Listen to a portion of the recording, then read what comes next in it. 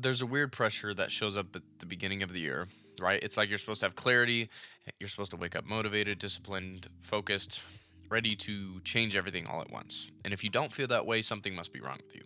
But a lot of people aren't unmotivated right now. They're just ambitious and they don't know what actually matters yet, right? They feel this internal push to do something meaningful, but no clear direction to put that energy into. So the pressure builds, right? And instead of moving forward, they freeze.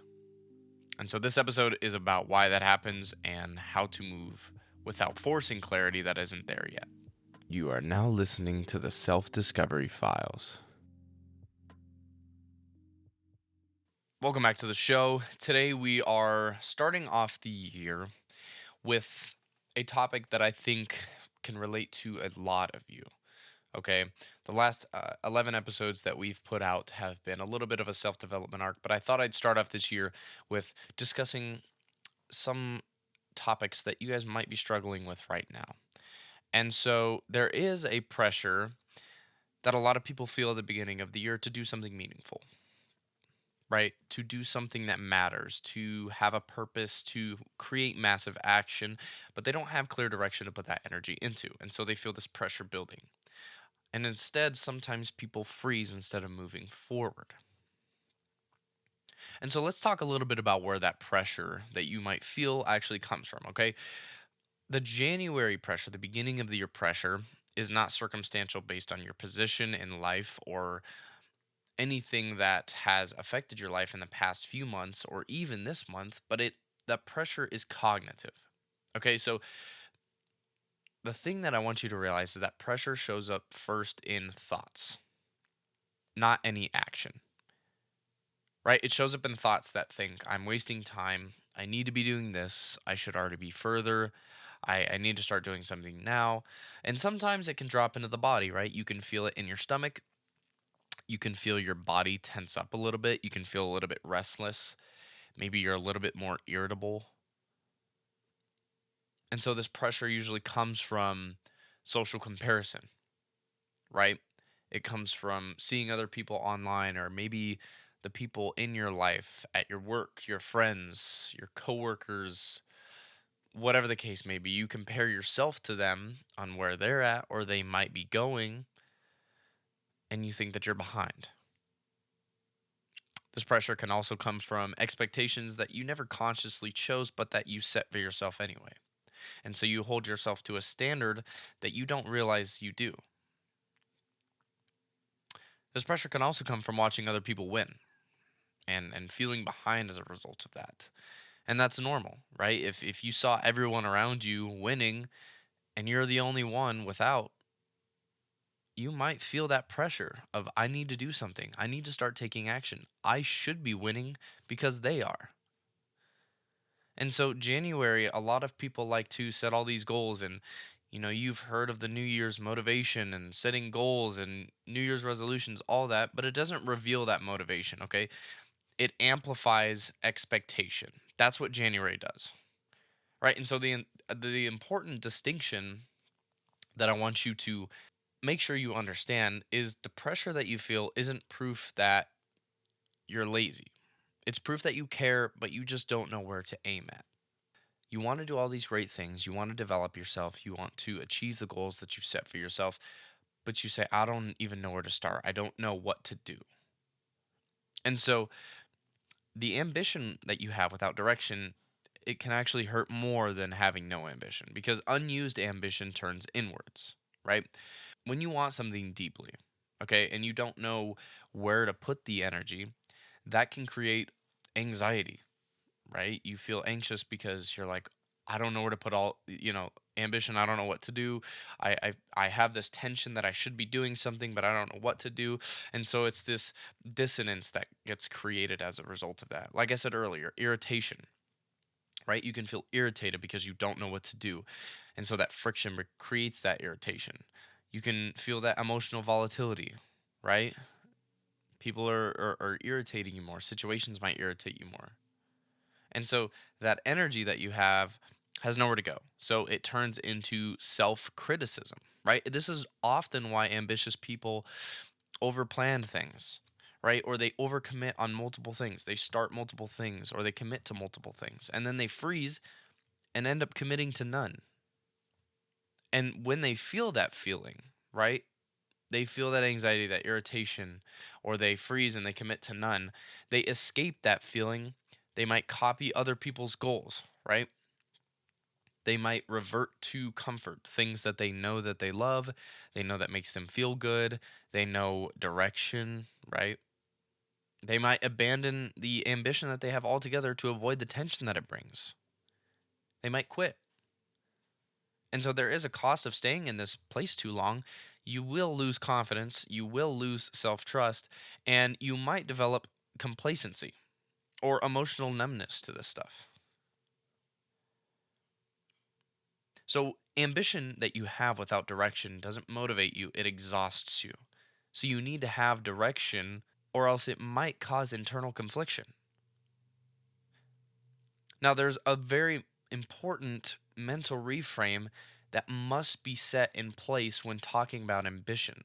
Because when we're talking about setting goals and having action and taking action, a lot of people feel urgency at the beginning of the year. They feel the urgency to complete a bunch of things, set goals, develop routines. And so they feel that urgency, but what they don't realize is that there's a difference between urgency and importance. You see, urgency is about speed, right? It's the rate at which you do something. But importance is about the value of the thing that you're completing.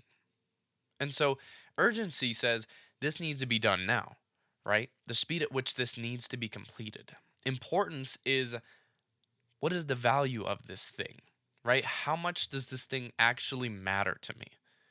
And if it is important, this thing actually does matter to me. It does matter to my direction.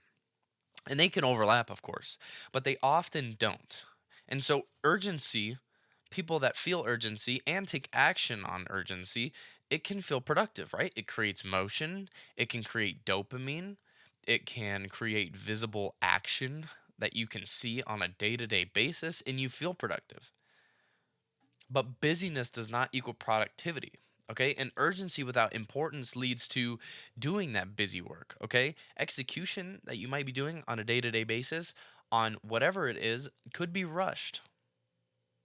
The outcome of that could be shallow. And you might be checking boxes, but you should be building foundations instead. Right? Some examples of urgent but unimportant things could be reorganizing things instead of deciding things, right?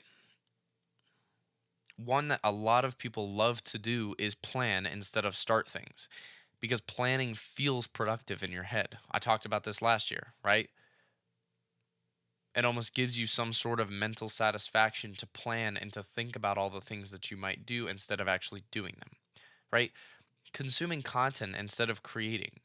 A lot of people try to overlearn and try to check all the boxes before they take action instead of taking action while learning, right? Reacting instead of choosing.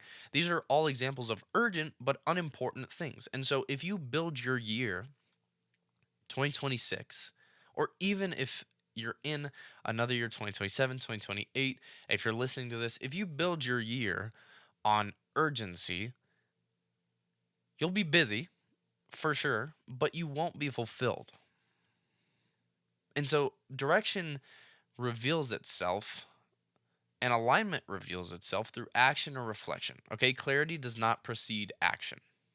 That's something that is concrete. Okay, there's a couple things that people get wrong early on, and what you probably got wrong early on. You probably thought clarity meant knowing exactly what to do, when in reality, clarity meant recognizing what was aligned. Now, the things that actually revealed direction for you: action, taking action, doing things, even if you were sure or unsure of what you were doing, right? Reflection, reflecting on the things that you did, reflecting on past events. That gives you intel. Feedback loops, elimination. That reveals direction. When you eliminate things, it narrows the field. Feedback loops gives you constant feedback on where to align yourself. Talk yourself through this cycle, okay? I want you to talk yourself through this cycle. that you should be doing in terms of revealing direction, okay? You need to act. Okay, act on whatever it is that you might have the slightest bit of pull towards. Act on it, okay? Then I want you to reflect honestly. Look at the action and reflect on it, okay? Notice the energy that you were pulled towards and what was resisting in that action, okay? What felt resistant? What felt energized? What felt easy? What felt hard, right? And then you adjust. And after you adjust, you repeat. You act again, then you reflect, then you notice the energy versus resistance, and then you adjust again. Repeat that. Over time, this will reveal more direction than trying to think your way into knowing exactly what to do. There are a lot of signals that something matters, right? And if you felt this in your life, these are a couple things that you might have noticed or might be able to apply to things that you know matter, okay? One signal that something matters is there is a quiet pull that doesn't go away. You always feel quietly pulled towards it. You always feel attraction towards it, okay? And it doesn't go away no matter the circumstance. Another signal, you can see your future self valuing it. You can see your future self have it as a trait or something that is in their life, a part of their life, developed in their life, whatever the case may be. You see your future self valuing it. Three, you feel energy while you're doing it. Okay, even when it's hard, even when something is super difficult, you can feel the energy and you feel good while doing it. You feel that energy flowing through you. You might not like doing something hard, but there's still going to be energy there. And four, it challenges you in a way that feels meaningful, right? Not something that is hard and you don't like and it's just, oh, why is this so hard? No, but it feels meaningful to you. And so here's something that I need you to avoid because if you're an ambitious person, you are very prone to make these mistakes. And I've made them tons of times. Ambitious people, we make the mistake of choosing impressive action over foundational action. Okay, we want to look impressive. We want to have an impressive outcome instead of laying foundational work to then achieve the impressive work. We don't take it step by step because we're looking at the top instead of the bottom, right? We also choose massive action over sustainable alignment. We want to jump from A to Z instead of jumping from A to B to C to D, right? That is sustainable alignment, and we want to do that because our ambition is so high. Another thing that we do is we mistake intensity for importance. The more intense the action is, the more important it must be. But that's not true. Not all action that you take is going to have the same intensity, but it will have the same importance for the goal that you're having. Think about a car, right? Not all parts are the same size, right? Or create the most energy or might make the car run the most, right? But that doesn't mean each part doesn't have importance. And so what matters doesn't, scream at you and it's not loud, it just persists. So with all that being said, this year you don't need a new life, okay? You need a cleaner direction. And this is how to move this year without burning out because a lot of people set all these goals. I mean, you know about the 2 week gym rule at the beginning of the January. This is how to set goals this year, right? I mean, a lot of people know about the 2 week motivation period that people see in the gym, right? People show up in the gym for 2 weeks in January and then they disappear, right? So we can't burn out this year. And so you need cleaner direction. And so this is the shift that I want you to make this month. Stop expecting immediate transformation. I know it's hard. I was one of those people that wanted immediate action because I was so used to being good at things, so used to having high ambitions and working hard to get them. But stop expecting immediate transformation. Okay? And the next thing, stop setting goals that your nervous system can't sustain. Because when they can't sustain them, they give out and you burn out, right? So you need to start smaller. So what does that actually mean? Starting smaller means that you take actions that you can repeat weekly, not that takes you 6 months to complete. Okay. Starting smaller means committing to things that don't require motivation, right? Making those commitments that don't require motivation and making progress that compounds instead of spikes. Okay. You need to make progress that's consistent, not massive action one day and none the next. And so, a question that I want you to ask yourself instead of what should I change this year? What do I need to do differently, right? Ask yourself this: what can I remove that's diluting my focus? Because the definition of focus isn't increasing more things, it's removing things to dial your focus smaller. Right? Focus is on one thing. It's not on five things. And so another question that you need to ask yourself is what deserves consistency, not intensity. Okay? And so I want you to let this year unfold when you do that. Okay? Choose one direction. Okay? Show up consistently. Let that feedback that you get refine you, and trust that momentum that you get will reveal clarity in the long run. Okay? You don't need to become someone else this year. You don't need to transform completely. You don't need to reinvent yourself and come back unrecognizable. Those are too big of goals to be setting for such a small timeline, okay? You need to become consistent with what already matters. And that's what's going to get you progress over time. And you'll look back once that happens and thank yourself for setting those small goals, setting that small consistency, and aligning yourself with the direction instead of burning out in the new year. So, this was a little bit of a shorter episode. I want to thank you for listening to this episode 12 of the Self Discovery Files. This is the new year. We're going to be uploading again once a week, every Monday at 12 p.m. EST. Okay. Um, and yeah, stay tuned for the next episodes. Follow the podcast. You'll get notifications every time that we upload.